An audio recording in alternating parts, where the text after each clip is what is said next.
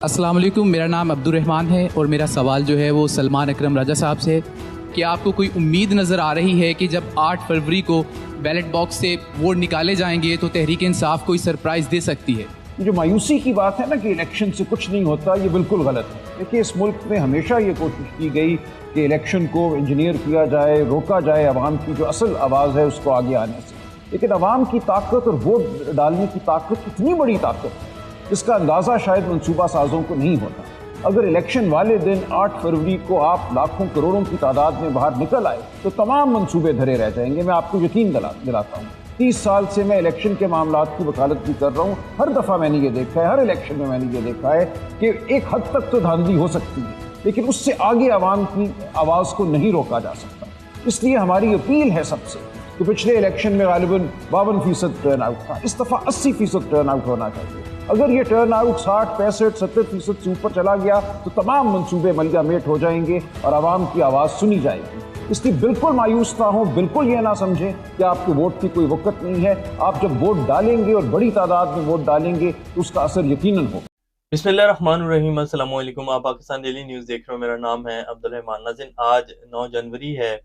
Elections में जी तकरीबन अब पीछे पूरा 1 माह रह गया है और ये वीडियो क्लिप चलाने का सिर्फ मकसद ये था कि आप लोगों को पता चल सके कि हमारा जो इस टाइम मेन स्ट्रीम मीडिया है उस पर 90% ये बयानिया चलाया जा रहा है। बड़े बड़े सीनियर सहाफ़ी जो हैं वो टीवी के ऊपर बैठ कर ये कहते हैं कि जी फैसला वही है जो बड़ों ने लेना है और जिस तरह पहले इलेक्शंस के रिजल्ट आते हैं वही होना है, अवाम कुछ नहीं कर सकती है। पहले पाकिस्तान में कौन सा फ्री एंड फेयर इलेक्शंस हुए हैं। तो बेसिकली अवाम को मायूस किया जा रहा है कि जी कुछ भी नहीं होना। आप लोग जो तब्दीली का सोच कर बैठे हैं और जो इमरान खान सोच कर बैठा हुआ है, ये सिर्फ एक मफरूज़ा है, इसके अलावा कुछ नहीं हो सकता। ये अवाम ऐसे ही है, ये मुल्क ऐसे ही चलता आया और ऐसे ही चलना है। आप लोग अगर फैसला कर लेंगे और 8 फरवरी वाले दिन भरपूर तादाद में वोट डालने के लिए निकलेंगे, पाकिस्तान में आज से कभी भी 2 से 3 करोड़ से ज़्यादा वोट जो है वो कास्ट नहीं हो सका। पिछली दफ़ा 2018 में जब इलेक्शंस हुए थे तो 52% जो है वो वोट कास्ट किया गया था अवाम की तरफ से। अगर इसी तनासुब को आप 70 से 80% के ऊपर ले जाते हैं और भरपूर तादाद में अवाम वोट डालने के लिए निकल आती है, तो ये जितनी भी धांधली कर लेंगे, सारे के सारे प्लान सब कुछ जो है वो धरे का धरा रह जाएगा और आखिर अवाम की मर्ज़ी की हुकूमत ही बनेगी। और इसी वजह से इमरान खान जो है वो जेल में बैठा है, क्योंकि उसे पता है कि ये जितनी भी धांधली कर ले, अवाम जिस तरह निकलेगी, ये कुछ भी नहीं कर सकेंगे, आखिर पीटीआई की हुकूमत ही बनेगी।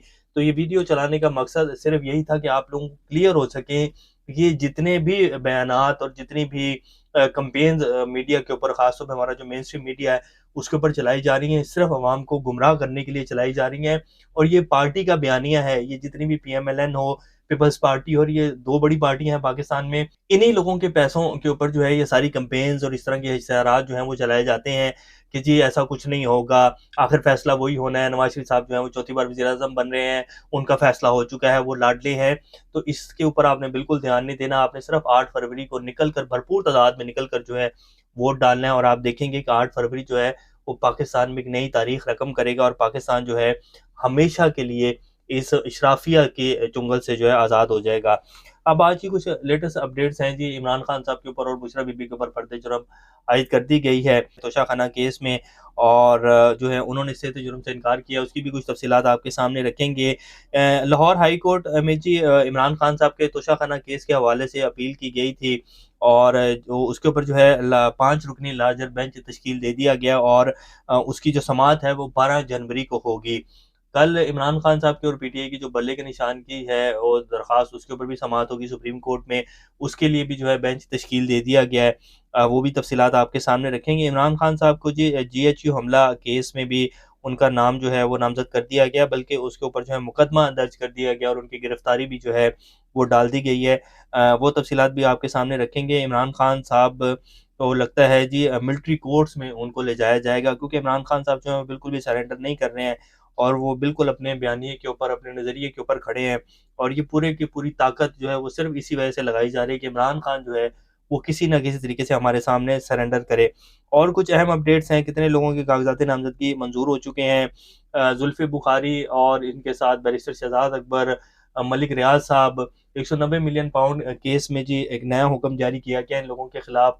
इनके तमाम अकाउंट्स पाकिस्तान में जितनी भी जायदाद है उनको जब्त करने का हुक्म दे दिया गया है। तो उसकी भी तफसीलात आपके सामने रखेंगे। नैब ने शरीफ फैमिली के लिए एक बहुत बड़ा एहसान और किया है, वो क्या है वो भी आपके सामने रखेंगे। इससे पहले अगर आप लोगों ने चैनल को सब्सक्राइब नहीं किया तो रेड बटन को प्रेस कर लें और बेल आइकॉन को भी प्रेस कर लें, ताकि लेटेस्ट अपडेट्स आप लोगों को मिलती रहें और ये जो हमारा ताल्लुक है ऐसे ही जुड़ा रहे। सबसे पहले जी लाहौर हाई कोर्ट के हवाले से जो खबर है, जो बेंच तश्कील दिया गया है तोशाखाना केस में नाअहली की दरखास्त पर समाअत के लिए 5 रुकनी बेंच तश्कील दे दिया गया। बेंच के सरबराह जस्टिस शाहिद बिलाल हसन होंगे। मेंबरान जजों में जस्टिस शम्स महमूद मिर्जा, जस्टिस शाहिद करीम शामिल हैं। जस्टिस शहराम सरवर चौधरी और जस्टिस जवाद हसन भी बेंच का हिस्सा होंगे। लार्जर बेंच बानी चेयरमैन पीटीआई की दरखास्त पर 12 जनवरी को समाअत करेगा। दरखास्त में जो मौक़िफ़ अपनाया गया तो उसमें कहा गया कि जी इलेक्शन कमीशन एक इंतजामी इदारा, इलेक्शन कमीशन अदालती इख्तियारात इस्तेमाल नहीं कर सकता। इलेक्शन कमीशन ने तोशाखाना केस में NA-55 से डी-सीट किया है, फिर यकतरफा इलेक्शन के लिए नाअहल करार दिया है। तो इलेक्शन कमीशन तो एक इंतजामी अदारा है, ये कैसे जो है ये एक्शन ले सकता है। इलेक्शन कमीशन को डी-सीट करने और नाअहल करने का कानूनी इख्तियार ना था। अदालत इलेक्शन कमीशन के नाअहल करने के इक़दाम को कलअदम करार दे। तो ये दरखास्त में इस्तदा की गई है। तो 12 तारीख को इसके ऊपर समाअत होगी। 5 रुकनी लाहौर हाई कोर्ट का लार्जर बेंच है।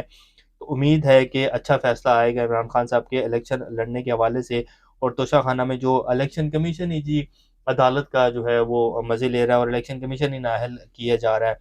एहतसाब अदालत ने जी आज इमरान खान साहब और अहलिया बुशरा बीबी पर तोशाखाना केस में फ़र्द जुर्म आयद कर दी है। मुल्ज़िमान ने सेहत जुर्म से इनकार किया है। तोशाखाना और अलकादिर ट्रस्ट केस पर समाअत एहतसाब अदालत के जज मोहम्मद बशीर ने अडयाला जेल में की और इमरान खान साहब और उनकी अहलिया ने सेहत जुर्म से इनकार कर दिया है।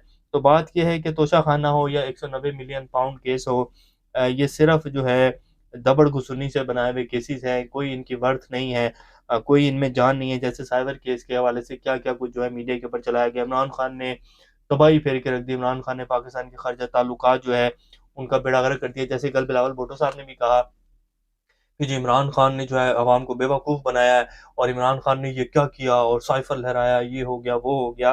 तो सुप्रीम कोर्ट में जब गया तो वहाँ कुछ भी नहीं साबित कर पाई हुकूमत और FIA जो है। और इस पे जो है मिनिस्टर ऑफ फॉरेन अफेयर जो है पाकिस्तान की, उन्होंने तो इसमें जो है दरख्वास्त ही नहीं दी हुई थी। वो कहते थे कि जी साइफर तो हमारे पास ही है, FIA का बनाया हुआ केस था और FIA वहाँ जो है वो कुछ साबित ही नहीं कर पाई। तो ये जी साइफर का केस है। अब आ जाते हैं कि जी जो इमरान खान पर GHQ हमला केस के हवाले से जो गिरफ्तारी डाल दी गई है और उनके जिस्मानी रिमांड की भी इस्तदा की गई है अदालत में। 9 मई GHQ हमला केस में भी बानी PTI की गिरफ्तारी डाल दी गई है। इस्तेदाद दहशतगर्दी की अदालत में GHQ हमला केस की समाअत हुई। समाअत इस्तेदाद दहशतगर्दी अदालत के जज मलिक एजाज आसिफ ने की और जो है उनके जिस्मानी रिमांड की इस्तदा की गई। 12 SHOs जो थे, 12 थानों के SHOs जो थे, वो जी अपने तमाम तर रिकॉर्ड के साथ आए हुए थे और उन्होंने कहा कि जी इमरान खान का जो है वो जिस्मानी रिमांड दिया जाए। 12 मुकदमात के SHOs रिकॉर्ड समेत अदालत में हाजिर हुए, जबकि बानी PTI को जेल से वीडियो लिंक के जरिए पेश किया गया। इंसदाद दहशतगर्दी रावलपिंडी की अदालत में दौरान समाअत SHO थाना आरे बाजार ने बानी PTI की जिस्मानी रिमांड की इस्तदा की। अदालत ने जिस्मानी रिमांड की इस्तदा खारिज कर दी और 9 मई के मुकदमात की तफ्तीश अडयाला जेल में ही करने की हदायत की है।